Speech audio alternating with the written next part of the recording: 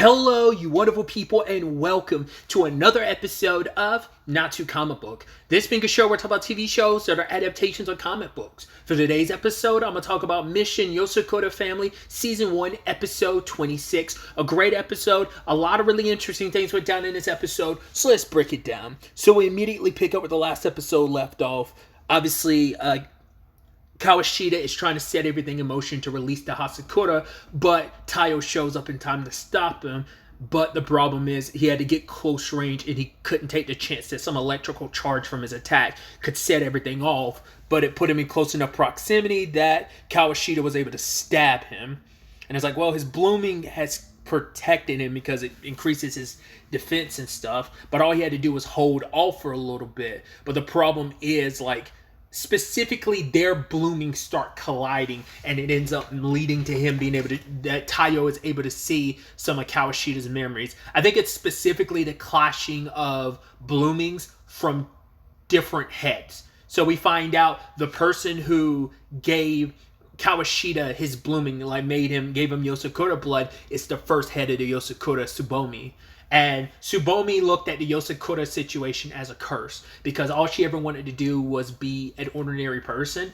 And we've never quite gotten that with Mutsumi, because Mutsumi just kind of takes it with stride, but it is like, you know, it is this heavy burden you have to bear as a head, and it's like she has to hold so much of like the Yozakura legacy and being something special. She didn't want to be anything special. She wanted to just be a regular person, and that's where the seed sowing project comes into place. That existed before, like she was the foundation of it, sure, but that was Kawashita's thing to begin with. A fantasy was to basically make other people in the world special, and by making other people special, she's no longer special, so she never has to carry that weight. So even though she was the person he was experimenting on, Kawashita was just doing the job he was given. Doesn't, you know, take away like him doing what he did, but he knew from the beginning, like, right, the way the war is turning, like, we're going to lose this war. And the moment we lose this, they're going to take you and put you back in incarceration, and they're going to kill me and destroy my research because they don't want anything that could lead back to some of the terrible stuff they've been doing experiments-wise during the war and stuff. So Kawashita and her kind of already knew that was coming. But for her, she's thankful for the opportunity to be free. She's like, if it wasn't for you, I wouldn't be free. And I'm given this opportunity. I'm wondering, because we don't know what her well, some interesting parallels between her and Mutsumi. We only know three other heads beside her. We know Keiko, we know the ninth head, and now we know Mutsumi.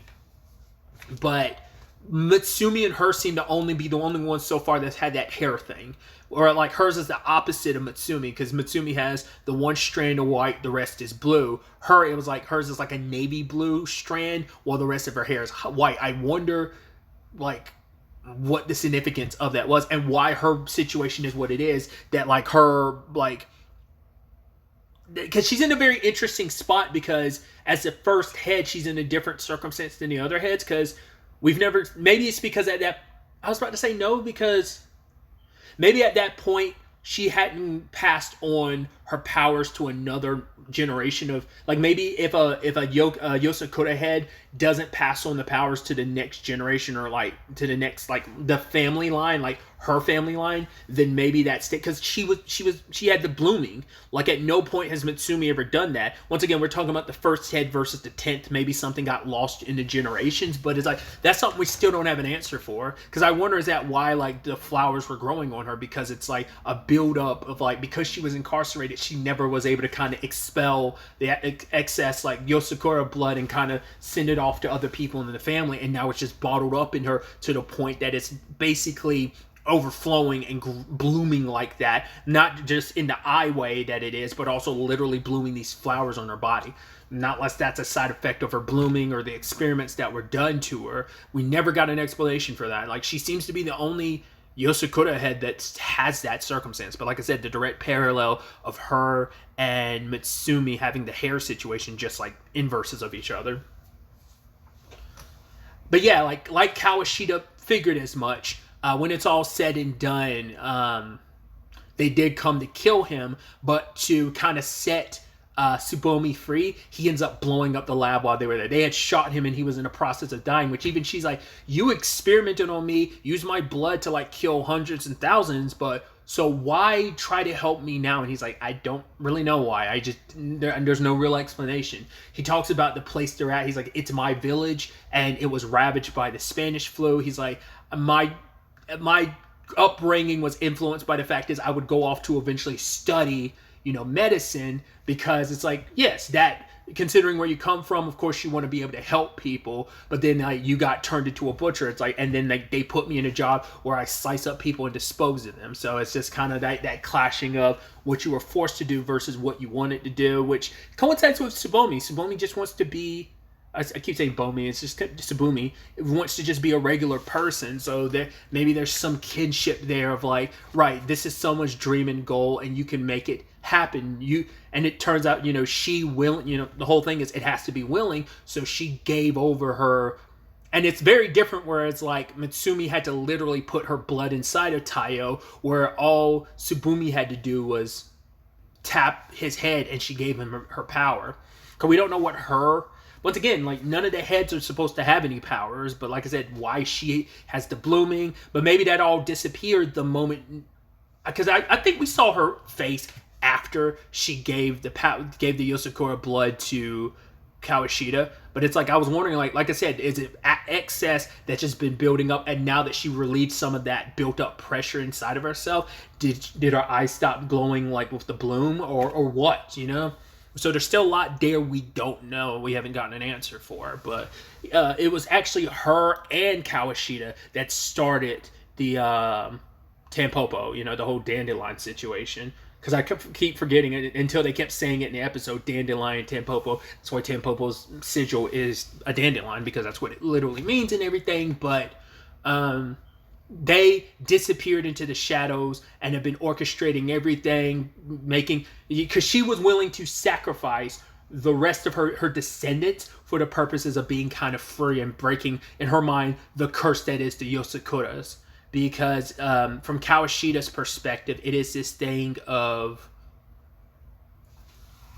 it's you do bad for the betterment of the world, because he's like, the moment it's like no longer a thing about doing stuff for the greater society, which the Yosakuras were. It was all about using your power for the betterment of society. It's like by taking what makes you so special, making you the rule and not the exception, because by being an exception, it's always going to be something the Yosakuras would always have that weight upon them about what they're supposed to do with their power and stuff. But if everyone is like that, even there have to be sacrifices along the way, if everyone in the world is like that, individuals become strong enough and pull away from society. Society won't push people to have to like fight, and it's just in his mind it's like, oh, we'll kind of create this sort of equilibrium in the world, and all pain and suffering will be minimized. Yes, you gotta crack a few eggs and make an omelet type of situation, but that's kind of like the mad genius perspective that Kawashita had. And it's like once again, the whole seed sowing project was always meant to be like a fantasy of his,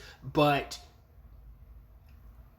Tsubomi like gave legitimacy to it and kind of was like, yeah, I want you to be around long enough to actually see it come true, so let's do this. So we don't know what happened to Tsubomi. Like, did she eventually go to die? I mean, we saw that she was pretty indestructible. The place blew up and she was perfectly fine. So maybe a little bit of what she gave Kawashita, like the immortality, like we know he hasn't changed in all that time. I mean, we actually think about it, his hair was white. I mean, I don't know why it's white or silverish gray or whatever now, but it was like dark black in the past. So does beg the question if that has something to do with, I don't know. Because Kawashita was trying to make the point of, we're both people, we're kind of basically victims of the Yosakuras, we're kind of the same, and it's just like, you lost your family, you were taken in by the Yosakuras, you were used by the Yosakuras, like, a lot of stuff in your life revolves around the Yosakuras. It's kind of like, that's what they do, they make you feel special, they kind of take you in, but everything in your life revolves around them, but that makes you feel so indebted to them. But it's like, that's just kind of like, yeah, it felt like he was trying to draw the parallels of like the burden that Tsubomi had to bear. It's like, yeah, you're having to do that too. For what purpose? Let me do what I gotta do. And even if you try to stop me, you can't. you know? But for like Taiyo, it's like I don't know your full circumstances with the. At this point in the story, he was like, I don't know your full connection with the Yosakuras. He's like, for whatever reason, you killed my family, and you're trying to do the same thing to Mitsumi, and that's enough reason for me to stand here and try and stop you. But the problem is that when and he ends up slicing Kawashita up. But the problem is when he stabbed Taiyo earlier in the episode, he infected Taiyo with his own blood. And so the meeting of, because too much of like the Yozakura running through you, it's like it sends you in overdrive and can kill you. But now it's like that's added like by a tenfold when you add in the fact that Kawashita's blood is the blood of a different head of the Yosakuras. So I would assume the same thing would happen if you mixed in, like, if Bond's blood mixed with Taiyo's. I'm sure a similar reaction. Well, Bond's blood mixing with any of his grandchildren and Taiyo's would probably have the same effect. I wonder, is it more intensified because of the large gap between Kawashita's blood and Taiyo's, because there are 9 generations in between it? I wonder if that expedites that and makes that even worse. I don't know. But yeah, it's becoming too much, and his body is starting to like have an adverse reaction. He's kind of like, oh, like, you can finally rest in peace. It's okay. But in that moment, the ring that Taiyo has, because he's thinking for himself, like, maybe after everything, like, I've come this far as a normal person. After everything, like, maybe this will be okay to just end things here. But in that moment, his ring resonates with Mitsumi's, and because those rings are a pair, they're made out of different alloys. They can, like, electromagnetic thing kind of happens, and it resonates and makes the people be able to feel each other's feelings. And so it's like in that moment, she's able to kind of push the Yozakura blood in his system even further. And for Taiyo, it's like, right, here you are by my side again, Mitsumi, because I'm here now because of you. You've always been the reason why I've survived. I'm losing my parents, everything that I've gone through since becoming a part of the Yosakuras. It's always been you by my side that's kind of kept me going. So I really like his attack being called Daybreak. And he shatters all the Hasakura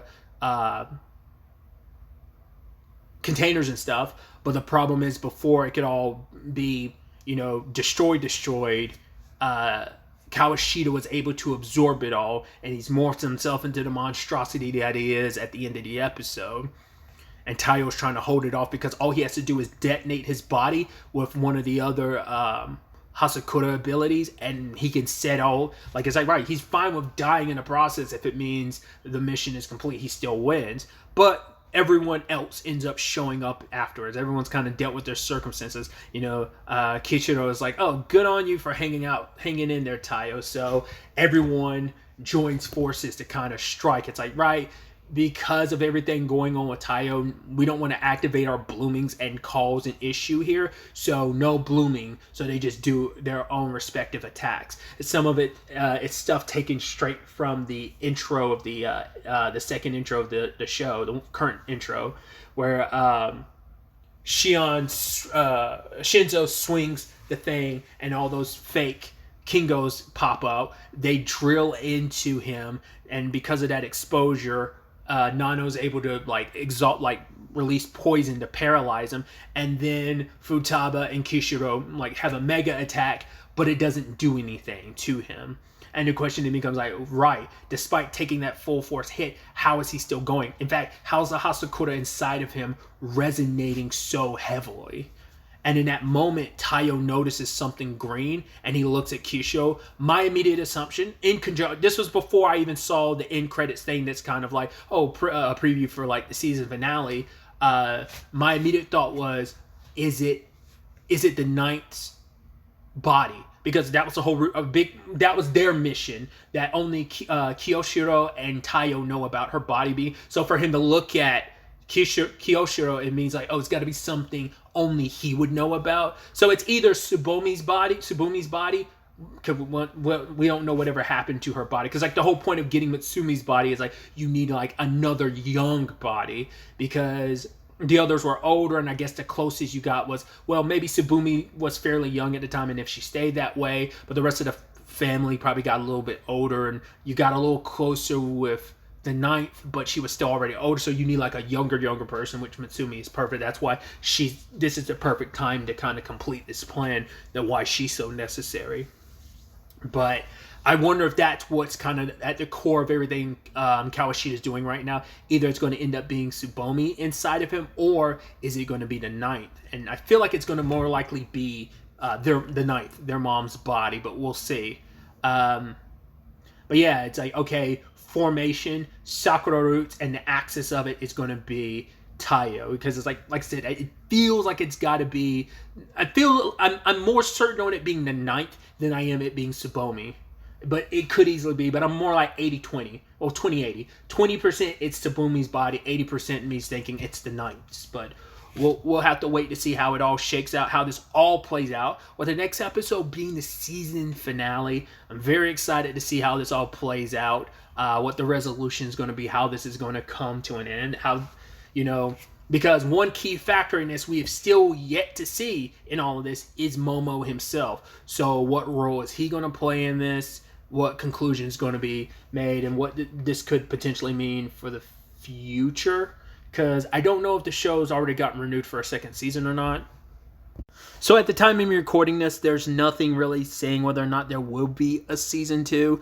The manga is still ongoing, but based on what I was reading, it's in its final arc. So I'm assuming there is still quite a bit story to tell. I don't know how much of the manga's story this is covering. Obviously, they've had to cut stuff. From what I was reading, it's a lot of slice of, like, there's a lot of the manga is heavily slice of life. That might have been stuff they might have cut a lot of that. Maybe they kept a lot of it intact. Once again, I don't have knowledge of the manga to really compare and contrast. So I don't know if this is going to be like a season finale for the anime or a series finale, because even if it is for the anime, there's still the manga where you could just potentially pick up the manga where the anime left off, if you could just properly allocate where that is. Whatever the case may be, I'm excited to see where this all takes us, and I do hope we do get news about there being more for the anime, but we'll just have to be satisfied with the conclusion we're getting next week. And I'm excited, like I said, to see how it all plays out and comes to an end.